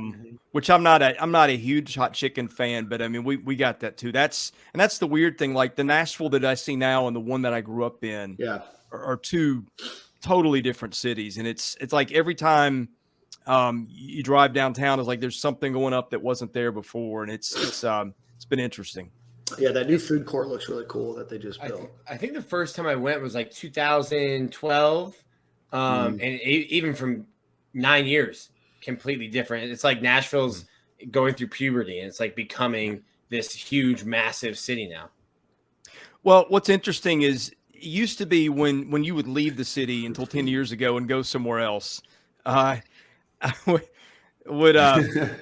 People would crack the hayseed jokes, and now it's like, well, no, man, that's a great place. I was there a year ago. Would like to move there. It's the way the image of the city has been remade is really interesting. Yeah, it's a fun spot. Bachelorette and bachelor party heaven. Good food. Always tell people about the Peg Leg Porker. It's a place that I go to get barbecue every time that I'm there. But, well, Chris, I would be remiss if I did not ask you a score prediction for this lovely Florida Gators homecoming weekend in which they're breaking out the retro uniforms. What do you think the score for this game might be? What's the line today? 38-39? It was 38 yesterday with an over-under of 63.5. I have not checked today. Yeah, I worry about Vanderbilt being able to score enough to get to 63 if they hold Florida in the 40s. I mean, I think probably a 48-7, 48-10 type game is probably what we're going to see. I don't think they have the speed to keep up, and I'm a little concerned too with Florida being disappointed in Lexington and frankly missing out on the win that it should have had. That's a lot of times the kind of game where a coach gets a team's attention. And I think if I'm Vanderbilt, I'm wishing Florida maybe was coming off and winning Lexington instead of a loss. I don't see anything in the game script that suggests this one's going to be interesting very late. I don't think they can match Florida's speed, and I don't know what they can do about that. Chris, you make an interesting point. That might be the next segment that we talk about on our show. I don't know if Dan Mullen, at his time in Florida after coming off a loss, ever really tried to beat the pants off an opponent the next game. I'd have to take a look. But, well, Chris, we definitely appreciate you coming on. It was a pleasure chatting with you about Vanderbilt. We'll have you on next year or whenever you we'll have Chris on for baseball season. We'll have Chris on for baseball. How's the baseball team looking? I'm going to get to see them in a week or two in the fall scrimmage. I mean, they're going to be talented as always. They've got a couple of good starting pitchers, but it's not Rocker and Leiter. So I'm interested to see if those guys step up. I think their lineup will be really good. Now, they didn't hit much in Omaha last year, but they had a lot of guys banged up. I think they'll be about as talented 1 to 9 in that lineup is about anybody in the country. So it'll be interesting. I always feel like I know a lot more after fall scrimmages. We haven't had those yet, but man, that Florida Vandy rivalry, I think that's about as good a baseball rivalry. Maybe unless you really follow those programs closely, I don't know if people realize nationally how good a rivalry that is. But those teams, I feel like every year they're at each other's throats, and that's one of the most fun series of baseball I'll watch all season. What happened to Kumar? Did he not go back to school after not signing? No. I think he's going independent ball. And the craziest thing is that is the most closely guarded secret. I don't think anybody knows the truth of what happened with that. Whatever you hear that leaks out, there's not a lot to it. So I think the Mets were kind of silly not to sign him. And, I mean, $6 million for a guy that can have that kind of future. I mean, you look at the free agent contracts these guys sign, and that's chicken feed. I didn't understand it, but life goes on. Yeah, I mean, that's the same program that's been paying Bobby Bonilla, $1 million a year for 25 years. That's only 6 years of Bobby Bonilla's salary. You can sign that for Kumar. Yeah. Maybe if they didn't bet it all with Bertie Madoff. You know what? I'm just going to stop there. Chris, thanks so much for coming on and coming on to Stadium Gale. We'll have you on during baseball season, maybe during basketball season as well. So thank you so much. Enjoy Nashville. We'll talk soon. You bet. Thanks for having me. Awesome. Thanks, Chris. All right. So I was like, the only person that's here. Yeah, YouTube fans are going to be in for a fun 2 seconds to try to figure out what the hell I just did. All right, boys. I think we have a pretty good idea that Vanderbilt's just not very good. Obviously, we had a couple interruptions along the way. Did want to talk a little bit more about the end of that Kentucky game. I know we just talked about it. I'm still going to get a couple. So many more takes, man. Yeah, go ahead, get it, bro. Listen. Well, no, that's what I want to do. Is I want to give like they do in Congress or in the United States Senate, give you the floor. Give you the floor for what you want to talk about or what you want to get off your chest. Oh man, I mean, give him the big screen. Yeah, it's just so much like energy wise, leadership wise. Just question. I don't want no big screen. Don't give me like up close and personal myself. Not looking at my self talk. That's weird. The listeners don't know what I'm talking about, but YouTube people do. Yeah, bro. I just think it's a lot, bro. Energy wise, like we came out flat. I feel like we matched the intensity of our coach a little bit there. The play calling was flat. The team got flat. There's a couple of drives, but the defense gave us some opportunities. I thought they played with a little bit more energy than the offense did. I do not want to see Justin Shorter catch another bubble screen. I could go the rest of my life without ever seeing it again. It's like scratching a chalkboard at this point, watching somebody that big catch a bubble screen and do nothing with it. I can take a little break right there. I just want to just give it a moment and let that simmer in a little bit. Yeah, Nick's talking to himself again. Yeah. I feel like they're trying to put him into the Trayvon Grimes bubble because they had him blocking for those screens, and he wasn't blocking like Grimes, and he isn't hard to bring down like Grimes, but they're trying to throw it to him like they did for him. I think Well, he's not as fast as Grimes either. Well, there's that as well. So the three most important things that make that play work. I think he has more drops than Grimes too. I don't know if we add that into the equation. But anyway, I think they're just trying to like plug and play. Like, hey, we have this guy in this role. Can you do that? Yeah, sure, coach. All right, we'll go out there and we'll just keep trying it. But I'm with you, Silk. I'm all right on that. Just a lack of imagination too. Like I'm not seeing any imagination in the offense. Not a lot of jet screens. I do think we got some people that can do some of that stuff. We're just not seeing it. Yeah, I'm not seeing. So obviously, Emory Jones either will never be or certainly is not right now the guy that's going to go vertical on you. So I'm very, very interested to see why they haven't tried to get the ball in a guy like Jacob Copeland's hands a little bit more. Don't even get me started. I completely forgot that we haven't talked about the fourth down play at the end of the game that made no sense to me. But why you haven't whole series going down the fourth like that, the play, the gamble made no sense. Yeah. And I'm not saying I'm X and O guru or anything like that, but that play the gamble to the short side of the field just made no sense to me. Just like on that one play he scores, just got outside of his base a little bit. He got to plant his feet better and make that guy miss and make a big boy play, but it just didn't come down to that play. That was just one of the many plays that we just didn't take advantage of. Just like I was just like disappointed and embarrassed to lose the way that we lost, bro. We didn't. I don't think those kids were put in a position mentally, because this game isn't just a physical game and just calling plays. That team didn't look like it was mentally in that game to be an inferior opponent. They look a little clocked out. Yeah, I would agree with that. I don't think at any time. The first, what was it, the second drive that they scored the touchdown on? Because the first drive they marched downfield but had to punt. That second drive when they scored, they were humming. Everything was kind of working. Everything was kind of clicking. But from that point forward, I don't know what changed. I don't know what happened to their confidence, but they looked like a completely different team. But, I want to give credit to Jaquavion Frazier's. That was a hustle play to get that touchdown, the first of his Gator career. But the play calling never really did make sense. The reads never made sense. I've kind of pushed back on some of the commentary that Emory Jones really locked into a lot of his wide receivers. But in this game, I think that he did. This was a game where he didn't seem very comfortable. His first true road game where there's not a favorable crowd in a situation where it matters. And he looked rattled, and he looked like he, maybe some of the progressions that he had made over the couple games before, he, fell back. So it definitely wasn't a game where I wish he looked rattled. He looked just chill the entire game. To be honest, like his demeanor to me never changed. But I don't think his demeanor's ever changed. Yeah, right? And I'm just like in his career at UF, he'll celebrate a touchdown, but I think his demeanor is always pretty much the same. Yeah, and this team needs some, I think, verbal leadership on the offensive side. I think when guys are, I'm not saying he's right or wrong in his demeanor, how he carry himself, but I do think if offensive linemen can't get it together, Tebow ain't chilling. Right. Even Chris Leak ain't chilling to that degree. Like you gotta be able to snap and show that leadership and get some guys in order, and just rally the team. I don't know who on the offense. I'm looking at the sideline. Yeah. The body language. I'm looking on the sideline. Yo, who is that guy?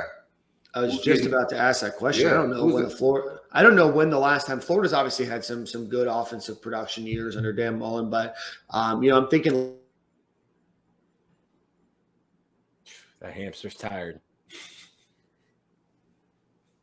Oh, real tired. Yeah, he probably fell off the wheel. You're right. You're right though. Oh. Hey, Dan. Sorry.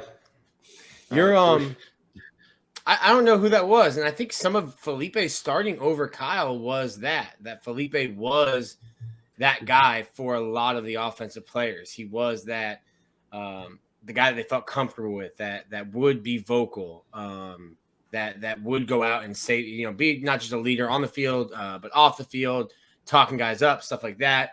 But even with Kyle was rah-rah. Like when Kyle got into his zone, bro, like he got you seen emotions on the sideline. Like it took a little while. Like it didn't happen in 2019, but like last year, 2020, he started feeling himself a little bit. And I think he kind of grew into that. So I didn't watch the film. I got to do my film study on his sideline celebration. So I'll get back with you on that.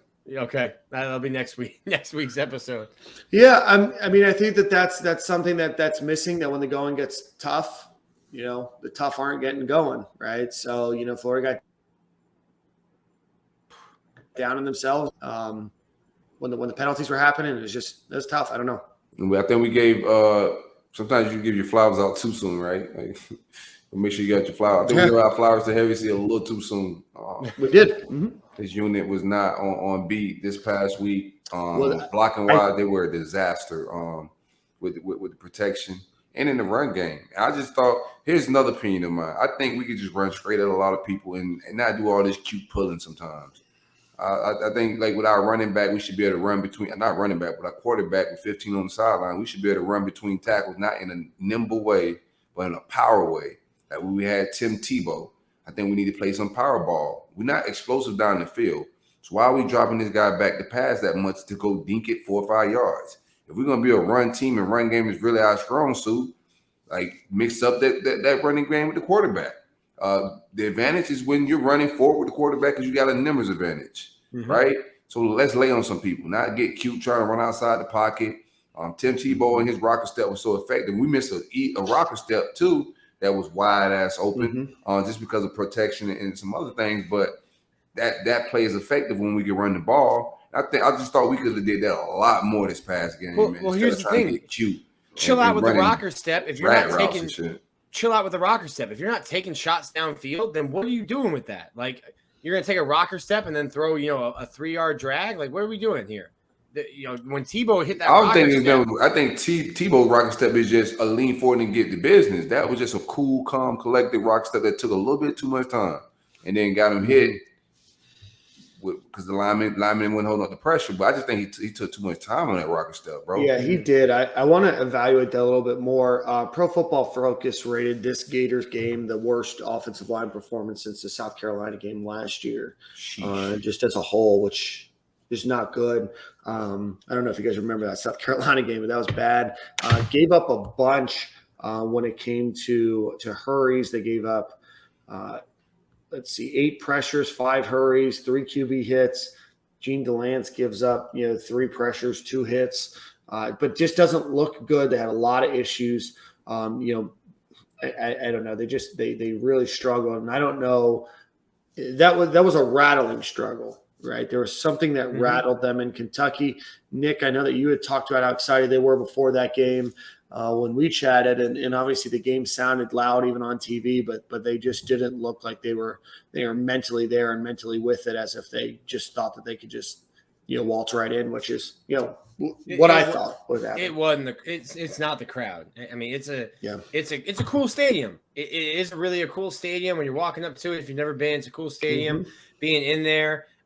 Cool atmosphere, but it's 60,000 people, dude. Yeah, that's not making you shake in your boots. So you probably could have gotten away with having the headset and just calling plays in. Like it's not that loud.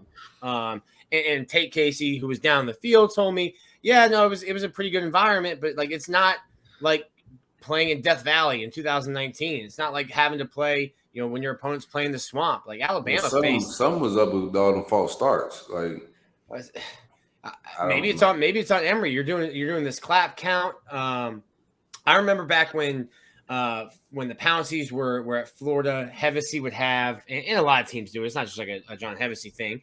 You have the right guard literally looking over his shoulder, and the quarterback would give him a nod, right guard or left guard, and then they would turn around and they would tap the center, and it's like a true silent count. The center would go like 1 Mississippi, 2 Mississippi, and then hike the ball. Clearly when your quarterback is clapping for the ball and then 4 claps later, the ball's not there. Like, hey, we gotta change something. And it happened 3 times in the first half. You should have made adjustments at halftime. You let it happen 5 more times. Three of those 5 were in the fourth quarter. With false starts. So no adjustments were made. And I've sat here how many times on this podcast and credited them for making I just adjustments. want to be a bug or roaching on the sidelines or fly on the wall, whatever bug you want to put in the room. I want to be there just to like see that the offensive line coach ain't say anything, the head coach ain't say anything, the quarterback, the offensive line. Nobody said, yo, maybe we need to switch something up if we want to win this football game. We're making too many mistakes. I just thought like it was an obvious hiccup in the offense, right? Mm-hmm. There was no urgency to try to get it fixed. There was no urgency in any phase of the football game. Special teams, we need to learn the damn plays, the rules, like the Weston shit that when he touched the ball and rolled out of bounds, that was wild to me because he had no idea that was a thing. And then even this past game, it's just a goof show. Right. Well, they had that false start on the left guard touching the center for being ready, and didn't get reset. And I know, Nick, you mentioned that. But just all in all, everybody kind of seemed rattled. The whole game was weird, right? I mean, there were some weird penalties that were called and not called. And one of the things that we haven't even talked about so far is Anthony Richardson. I thought that his coming in was weird. I also didn't think that he looked as good as he did against FAU and USF, which, I don't want to say is an indictment or not, but even when he passed the ball, didn't necessarily look great. So thoughts on Anthony Richardson and, kind of where do you go from there? I thought he looked – I think he only played like 6 plays, but I thought on a couple of those runs he looked tentative. Timid. Yeah. So maybe he was hurt. No, I don't think it's a hurt thing. I don't want to get into like my takes of his opinion. I just think the kid he should have been playing more, even if it was a few snaps. Just when he's coming into, there's no rhythm to it. Dan Mullen is this 2-quarterback system. I've seen quarterbacks run a 2-quarterback system. Maybe he figured out the one with Tebow and Leak, but it didn't look good with Emery and Trash last year, and don't look good right now. Him trying to figure out the rotation of both guys. Nick, and he don't trust neither at this point. Was he out? So either one of you was when he got hit in the head hit near the head, his last play of the game? No, he was fine. No, I know, but was that his last play of the game? I'd have to go back and look because I thought that happened in the second half, and I think that was his last play of the game. Not saying that he was like injured from that, but I'm on my desktop. I have like all those like notes and stuff. That might be his last play. I think it was his last play. I was interested. I don't think that he played. I don't know if he was put in as good of a position to be successful. I don't know if he's still injured. I don't know if he's nursing it. I don't know what it is, but the 2-quarterback system does not work with Dan Mullen at Florida. Period. It doesn't make sense to me. I think that's what So said. Like, when he was the OC with Leak and Tebow, you knew when Tebow was coming in. You could just like be listening to Mick Hubert and be like, all right, well, it's 3rd and 1. You're like, all right, well, Tim Tebow's coming in. Because Urban Meyer was in charge, probably. Urban wasn't in charge of anything over the weekend. That's a fact. I got a good joke, but I'm not going to say it. But I think a lot of that because Dan Mullen is not like Urban Meyer. He's nothing like him. Urban Meyer is the kind of guy like if he sees something work, he's just gonna keep dumbing it down. Let's just do that because it works and it makes sense. Like he's not gonna cater to feelings. A lot of things like even when we get down to the 10, I think just a bigger quarterback and going straight at people just makes more sense. But I know you want to talk about the running backs, Nick. What's your take here? I know Damian Pierce more carries. What else you got? I use your starter.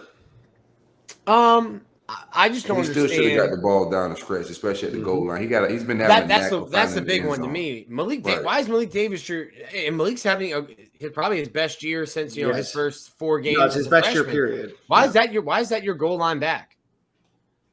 I think it might be because they feel like they can do more with him, like in terms of like catching the ball out of the backfield and stuff like that. I think Damian Pierce has showed you enough that he can do that. He deserves it. Then Naquan Wright, then a lot of people, and then Naquan's catching slants. No, that's what I'm saying is like, give Malik Davis. You're between the 20s, right? But outside of that, Dameon Pierce ran hard. He played really well. He was your best running back by far in front. Okay, well, whatever they think is their best option down in the red zone is not working because Florida's 13th in the SEC in red zone offense. So which is crazy when it's running, when you've got a 240-pound quarterback and you're running 190 quarterback between the tackles against a 9-man box, or when you're not putting your best running back and the guy who came out in the first quarter running like his hair was on fire and he gets the same amount of carries as the other running back and less than your quarterback. I don't understand. Listen, Dan Mullen keeps saying that Greg Knox handles the running back rotation. I'd walk over and be like, hey, homie, I'm going to take this game and we're going to see what it looks like when I handle the running back rotation. And when Dameon Pierce is breaking off runs of 5, 6, 7 yards, 16-yard long on Saturday, he's probably going to get 20 carries. And we're going to see what happens then. Well, it's going to be interesting to see because the Gator running backs only got 20 carries compared to quarterbacks getting 18. So I don't know where you're going to get those carries from, but like I told you in our preseason predictions, Emory Jones is going to lead this team in rushing. That's a wild prediction, Nick. It's not a wild prediction. He's leading the team in rushing currently. I know. I had to say what I had to say. You're going to stand in the paint. Spending Silk's money these days. I still got the field. Hey, man, I'm not mad at the money I spent, bro. I'm just mad at that smile. You're mad at who you spent the money on. I get it. Right. I didn't lie. Like Nick said, I didn't lie. I told the truth. Yeah. I know the team that we have, bro. But what they put out there on Saturday is not the team I lied about. Like, I don't know what that was he put out there Saturday. All right, boys. Well, any more final Kentucky thoughts? Hopefully we'll be able to leave this one behind and still finish. Yeah, I mean, stay dialed in because for these players, man. That's my thing to the fans. It's frustrating to have the leadership and the coaches, and I know we're frustrated with a lot of the at the top of things. But stay dialed in for these players, man. They still here to play football. They're gonna battle each and every week. I know these guys still want to win. They wasn't smiling after the game, so cheer for the players. You know what I'm saying? I don't have time to cry about these coaches. They're gonna figure things out in the offseason. We'll see who get fired, who don't. And then you can decide to care after that. If they make changes, then we'll decide they care. But if not, cheer for these guys, man. That's all I'm there for. That's what I mean. Sorry, Nick, to cut you off. I just want to echo what Silk said. I mean, as a UF grad, I mean, there's nothing that makes me prouder than to cheer for the guys that are wearing the jersey. That's who I cheer for. I don't care who the coach is. Not saying that I don't want it to be a guy that I like or a guy that I support, but at the end of the day, it's these 85 scholarship players plus the walk-ons and everybody else that makes the team work. So cheer those guys on. If you can make it to Vanderbilt this weekend, go to the game. If you can support them with the NIL stuff and the Gator Collective or whatever you might be able to do, please continue to do that. Don't let your apathy of the coach move down to apathy towards the program or to the players because they deserve it. Sorry, Nick. Go ahead. Yeah, and I don't want to tell people how to feel. Like, you can be mad and stuff, but, like, football season's short, man. Like, you get 3.5, 4 months of football season, and you're going to tell me, like, yo, I'm checked out, I don't care after 5 games. I'm like, a lot of games left. And I know in March when y'all are yelling about Mike White that I'll wish it was football season. No, but like my caring like drops back a little bit. Like I'm like, I can't be on the social apps complaining about a coach for weeks at a time. That's my thing. Like, our tweets aren't going to change anything. Our negative posts ain't going to change anything. The players that see us, they may affect them a little bit, but outside of that, like, what are we going to change about complaining about these coaches? And I think we should complain, but it's got to be healthy shit, and then move on to the next week, next game. And people can fan however they want to fan, but that's just my shit. That's what I do. I'm just like to move on because to me, to like check out a football season. Check out a football season like in the second week of October. I love football season. I'll watch. I cherish every week of this. Mac on Thursday, like when the national championship's over, like there's like a depression sets in. Like, man, I think So for If me, you're lucky, you got 40 of these left, right? 40 Yeah. more falls. If you're lucky, that's 40. good. The way Dan and I were living when he was in Gainesville, but we didn't not 40 more falls. Yeah, give me up to maybe age 40. So Hey, I'll be. No, I ain't talking about going to the games. I'm talking about Neither are we. I'm just talking about being alive, 6 feet above ground, 5'11" on a good day. Dan, you live in some wild benders if you think you're only gonna get to 40, fam. I was just joshing with you guys. Yeah, you gotta slow down. The Dan Benders have been logged and libraried and. By the way, shout out to Stadium Gale listener Sam Rose, who was at the patio, shared a shot together. At the patio. You're just like a regular there now, huh? Yeah, I go one time and all of a sudden it's like my cheers, you know? All right, boys. Well, let's get into our over-under segment of the show, or the buy or sell segment of the show. Come on, you got money to blow. No, I ain't got nothing to blow. I'm on EBT now. What we got? Silk's waiting for his paycheck to cash. All right, so give at the cash at the check advance store. That's right. Shout out to Scott Financial, one of my clients. Anyway, go visit prizepicks.com, use promo code SG, get $1 for $1 match all the way up to $100 when you register to do daily fantasy with prizepicks.com. Perhaps you think that Emory Jones is going to throw for 250 yards and Damian Pierce might get 100 yards on the ground. You can bet that there. They're going to set the lines at the beginning of the week. You get to decide if they're going to go over or under. Feel free to mix sports. Do whatever you want for daily fantasy at prizepicks.com. Use promo code SG for $1 for $1 match all the way up to $100. All right, boys, I'm going to make these up as we go here because I wasn't totally prepared for this. So buy or sell, the Gators end up the season 9.5 and 2.5 or better. What? 9.5. So the Gators go 10-2 or better. Yeah, the Gators not here. Let me change that. Sorry. No. The Gators get 10 wins in the entire season, including the bowl game. No, sell. They're going to go 8-4 regular season, and then who knows if they do another Cotton Bowl stinker at the Dan Thompson Mayo Bowl. Yeah, I don't know what games Dan Mullen's gonna care about, so I'm gonna sell it. Oh no, Silk! Wow, Silk! The fan base has lost Silk. Someone check on Silk. Silk got beat down. I want to be happy. I want to smile too, so I just gotta protect my happiness. So I'm gonna sell it. Silk, I have some ideas for you how to protect that happiness. I'm gonna say I'll buy. Dan doesn't want to. He's just doesn't want to go with everyone else. You went from you're supposed to be the most trusted Dan in the fan base. Right. I don't know if you trusted and well liked Dan right now. That'll change by the weekend, I'm sure. But I'll buy. And I'll tell you this: I think that Florida's going to probably lose to Georgia. But I don't necessarily see another loss on the Gator schedule if they go in prepared. Now, that's a lot to say, but Florida did lose their one fluky game of the season, which they've lost every year since.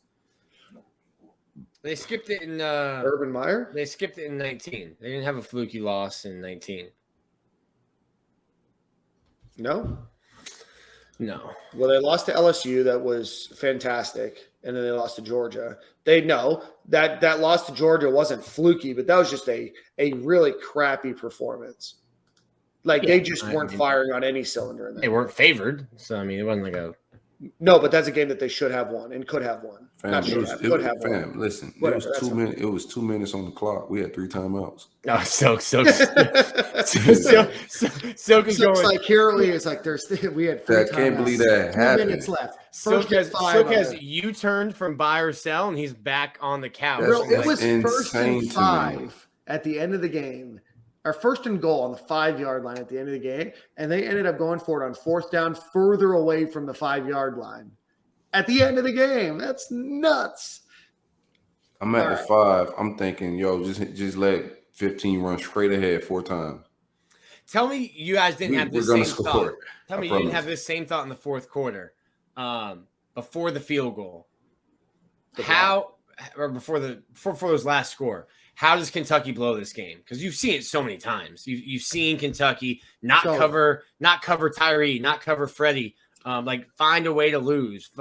So there was three Kentucky. No, I just didn't feel fans. good. Even like going into real quick, even if we was going into overtime, I didn't feel good about winning that.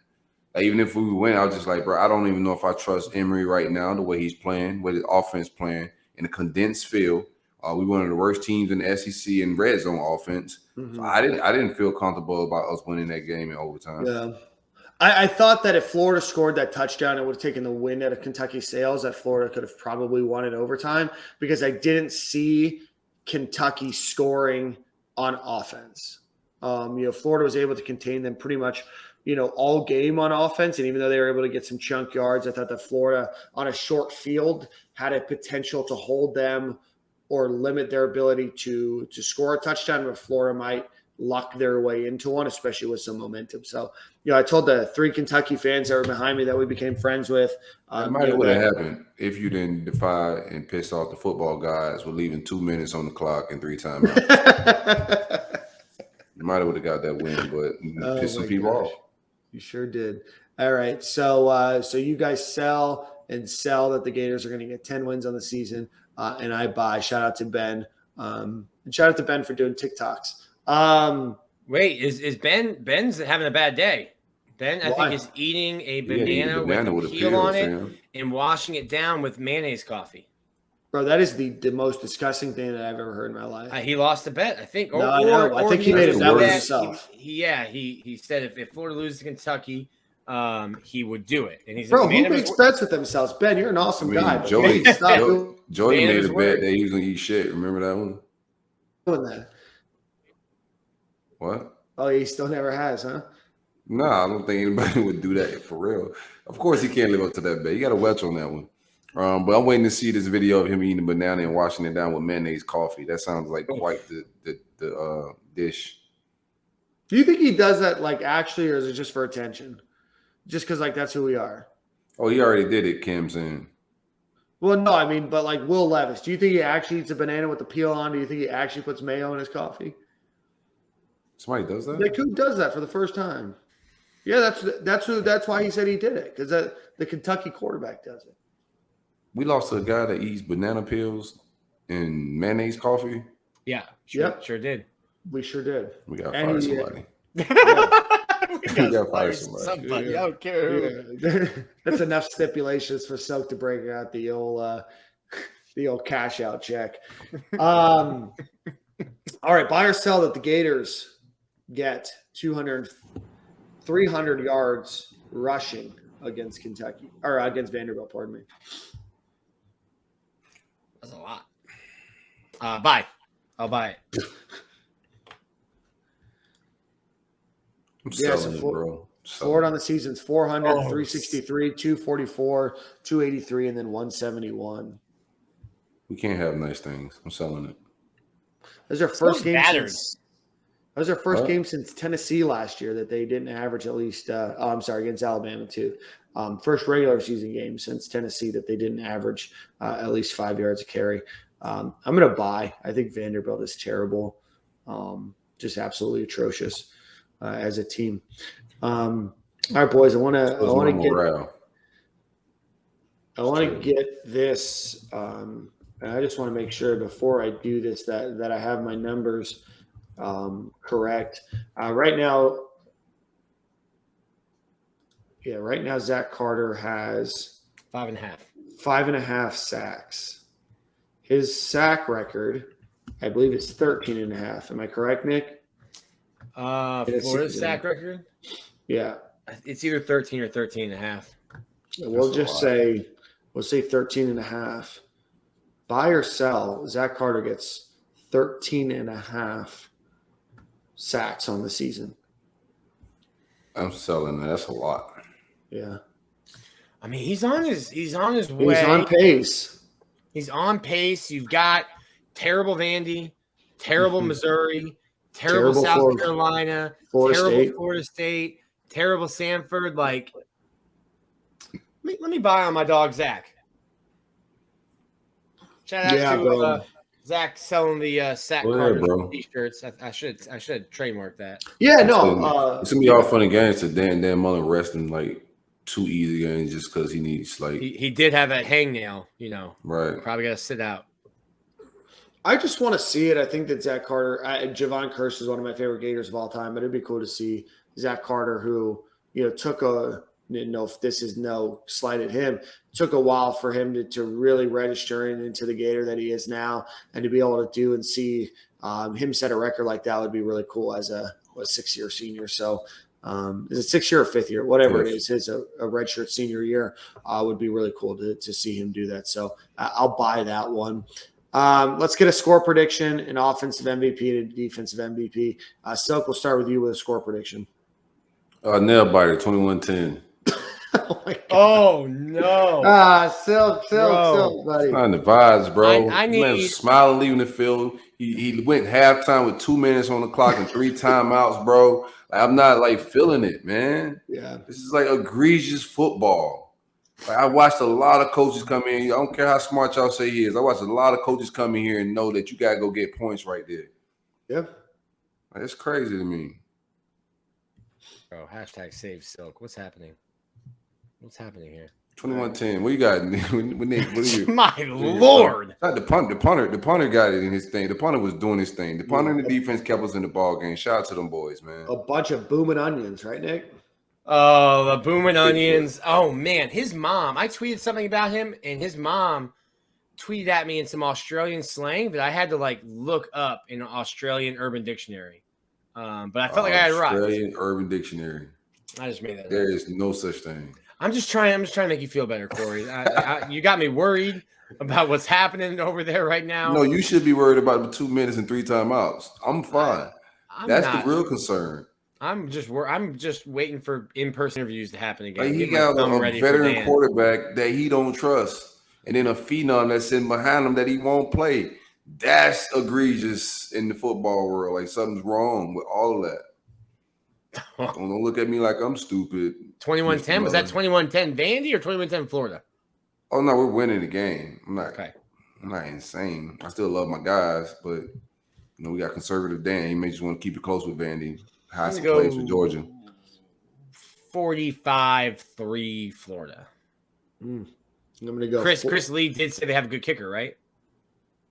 I don't know. They gonna come prepared for this game. 45 is a lot. Was he not on their team last year? No, that was the girl. The right. soccer That's why player. I'm asking. I can't remember her name. The girl. I'm just asking because she had to join the team and all. Not her. Yeah, I think they. Who knows? It's Vandy. 45-3. I did. Offensive line. Did you say Chris Leak said that they had a good kicker? Chris Lee. Oh, The guest that we had on 20 minutes ago. Sorry, I think we've said Chris Leak's name more this podcast than Chris Lee's name. Sorry. I'm gonna go 48-3. I feel like we were playing The Price is Right with me there. No, I'm gonna go 43 to 10. I think that we give up a goofy touchdown. 48-10. All right. So offensive MVP. Let me go Dameon Pierce, man. Just keep it simple, plain. Dameon Pierce. Nick? I wouldn't call it wide receiver if I were you, Nick. Yeah. It's gonna be Emory Jones. Gonna lead the team in rushing, passing, get in the end zone 3-4 times. Bro, we turned into Navy and Army. I mean, listen, Dan's going to go out there. Emory's going to be faster than everyone on defense. He's going to run the ball 15 times. Dameon Pierce is going to get 4 carries. Bro, I'm not going to lie. I don't like watching offenses like that. No. I mean, that's what you're going to see. I don't want my quarterback to get 18 rushes and my running backs to get 20. I don't know. Maybe I'm just like, I like it. No, man, it's like Bush League football. I don't want to see, bro. I don't want to see that style. If my quarterback's explosive doing it, then cool. But if we just 3 yard in the cloud of dusting for these little scamper plays, trying to move the sticks, nothing explosive, nothing drawn up. Like, I don't know, bro. It's just like no imagination to none of that. Right. Wasn't stretching the football field. Like, we play in a box. You made the defense job easy. Never at no point in that game a defensive back felt threatened or had their heels their cleats in the dirt. They play on their toes. Yep. It's nuts because last year Florida made one of their DBs retire after the game, and in this game he might have came back. He watched the game last week and was like, damn, I should have been there. Yeah, he jumped in when they rushed the field. He was with everybody. He's like, he was with Waka Flocka Flame. Waka. You guys saw Waka was on the field? Yeah. I'm not gonna say Kentucky. They're not a Kentucky that we grew up watching, but that team was not a good football team. We were the better team. We should have won that game. And we just talking about the smiling, but for Dan Mullen to come out his face and saying that he wasn't out coached because of some yards, like, what are we talking about? You was out coached, fam. You lost the game. You got out schemed. Bro, I might need to slide on the low, slide Silk the Zoom link after the next loss. Yeah, I could see Steve Orlando calling your name and or Steve McLean, sorry, and then all of a sudden Silk's face pops in instead. Yeah, I got questions. Real quick. He comes with 37 questions. Yep, Dan. Do you I have just wanna 37 timeouts this game? Because you've refused to call one for the last 4. I don't know if they roll over like. There's no rollover timeouts, my guy. Taking them to the locker room does not get you points. I don't know what you plan on doing those 3 timeouts, but next time if you have time and timeouts, because that's what you do with the timeouts. You use those timeouts to try to get your team down the field. If you have a quarterback that you don't trust to run a 2-minute offense, you need to look yourself in the mirror, like Michael Jackson says. I talk to the man in the mirror, because that's on you, partner. Woo! That is not on Emory Jones. Nick, that is your 4th impression today. That's incredible. Nick's been quite the character tonight. Yeah, he has. Yeah, he has. I got an idea, Silk. I'll text you about it. All right. So offensive MVP, I'm going to go Dameon Pierce. I like that pick. All right. So my pick. Defense. Well, your pick was Dameon Pierce. I know. Silk sounded like an early 2000s Lil Wayne track over there. Yeah, I had to cut my video off, man. That 2 minutes and 3 timeouts is ruining my life. The woosah wasn't working. We moved on. Not at all, man. So give me a defensive MVP. Oh, shout out to Jason Marshall. I thought that was his best game. Oh, man. Shout out to the young boy, man. He came to play some football. That wide receiver that Kentucky has, I'm forgetting his name right now. He can play some football. Marshall came to play some football as well. He's a phenom. That's why you need the 5 stars. Because if you so happen to be missing your All-American, you can slide a 5-star freshman out there that just has the ability to run with all SEC type talent. So that's why you go recruit the big dogs. Shout out to Jason Marshall. Great game. Yeah, great game. So who do you have as your defensive MVP? Defensive MVP. I'm just going to go in the trenches because that's the safest bet these days. So I'm going to get Gervon Dexter. His coming out party. He's smashing things down the middle like Donkey Kong. Do some violent things. So give me Gervon Dexter. I'll go Zach Carter. I picked him to get at least 7 more sacks. Hopefully I can get a couple on Saturday. You heard about this Ressie about to tell you. That's all. Zach Carter would have played, but he had tutoring, so he decided not to on Saturday. Zach Carter had a Gator collective event that he had an ear infection. He had an ear infection. Had a ringworm. Jeez.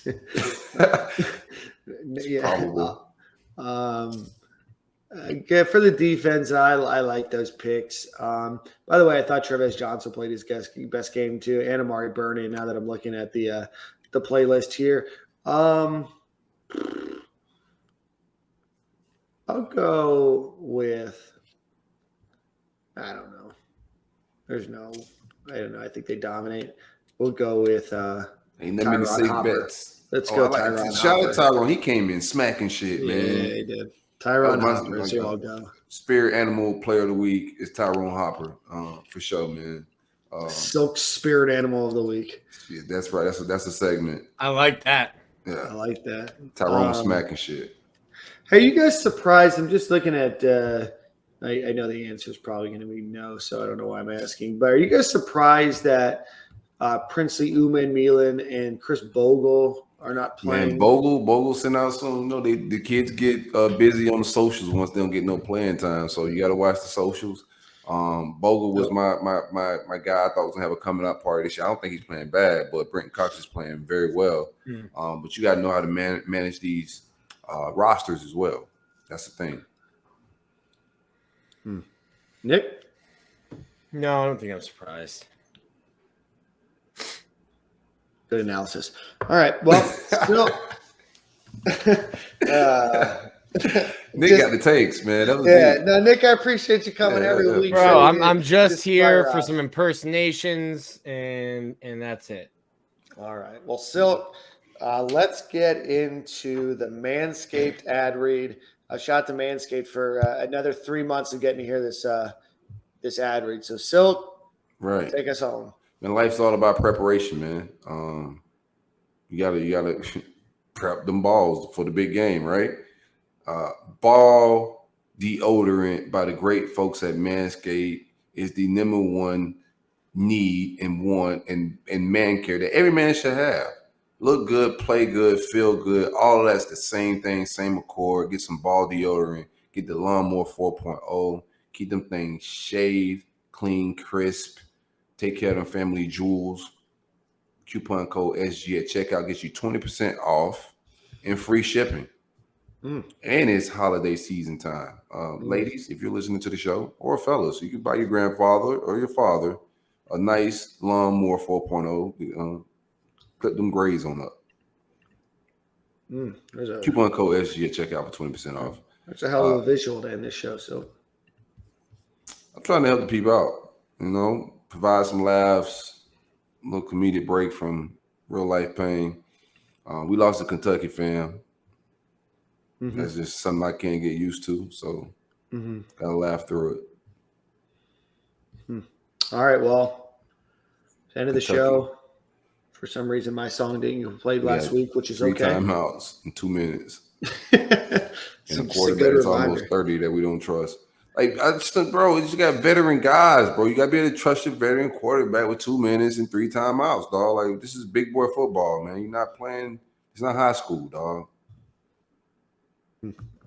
Well, Silk, I'm not sure if he'll Nick or something. Silk's in a padded room, sitting down, clutching his knees to his chest, just going back and forth, muttering the same things over. I gotta 2 minutes, my kids. 3 timeouts. Yeah, you gotta go smiling after the game. He doesn't care. Silk's gonna go dog, hug the things that are important to him. Yeah, man, I want to just smile like that. Well, so glad you take us out with the song of the week.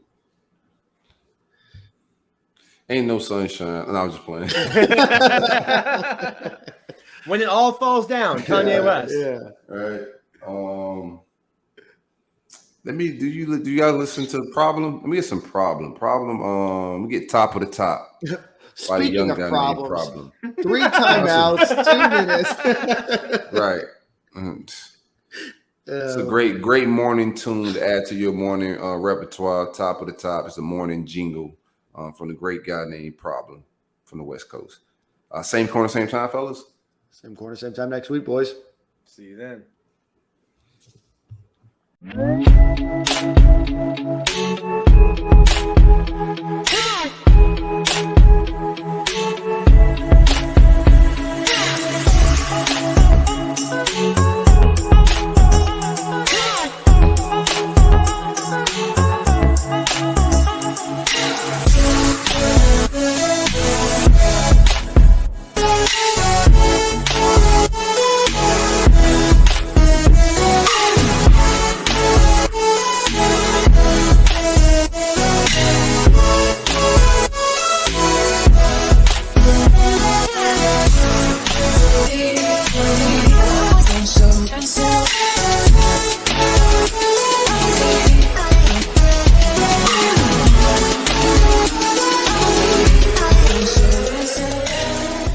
I can't think.